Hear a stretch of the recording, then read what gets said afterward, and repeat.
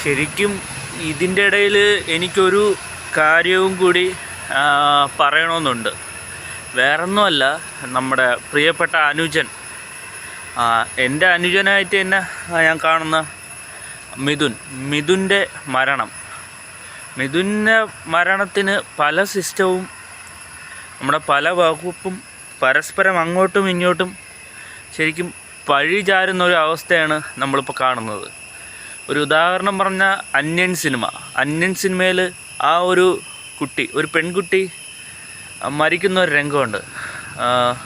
മഴവെള്ളത്തിൽ line കമ്പി പൊട്ടി വീണ് കിടക്കുകയായിരുന്നു. അത് നമ്മുടെ നെടുപിടിമേടുവിൻ്റെ കഥാപാത്രം വൈദ്യുതി വകുപ്പിൽ വിളിച്ച് പറഞ്ഞെങ്കിലും അവിടുന്ന് ആരും അതിനൊരു നടപടി എടുത്തില്ല. അവസാനം അത് വന്ന് കലാശിച്ചതോ ഒരു പെൺകുട്ടിയുടെ മരണത്തിലും. ആ അന്യൻ സിനിമ ഇറങ്ങി ഇത്രയും വർഷങ്ങൾ കഴിഞ്ഞതിന് ശേഷം റിയാലിറ്റിയിൽ അങ്ങനെ ഒരു സംഭവം നടന്നിരിക്കുന്നു. അന്യൻ സിനിമയിൽ കോടതി ഭാഗത്ത് വകുപ്പുകൾ പരസ്പരം അങ്ങോട്ടും ഇങ്ങോട്ടും പഴി ചാരുന്നത് പോലെ തന്നെയാണ് റിയാലിറ്റിയിലും മിഥുൻ്റെ മരണത്തിൽ KSEBയും വിദ്യാഭ്യാസ വകുപ്പും എല്ലാവരും അങ്ങോട്ടും ഇങ്ങോട്ടും ശരിക്കും പഴി ചാരുന്നത്.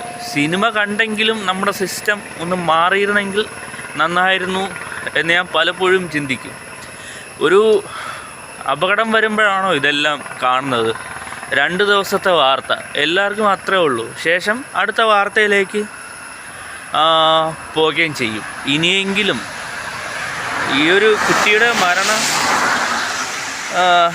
മരണത്തിൽ നിന്നെങ്കിലും നമ്മളൊരു പാഠം എന്തായാലും പഠിക്കണം. നമ്മുടെ സിസ്റ്റം നേരെ പ്രവർത്തിച്ചാലേ മറ്റൊരു മിഥുനെയും കുടുംബത്തിനൊരു കുട്ടിയെയും അല്ലെങ്കിൽ കുടുംബക്കാരെയും നമുക്ക് നഷ്ടപ്പെടാതെ ഇരിക്കുകയുള്ളൂ. ഓക്കെ.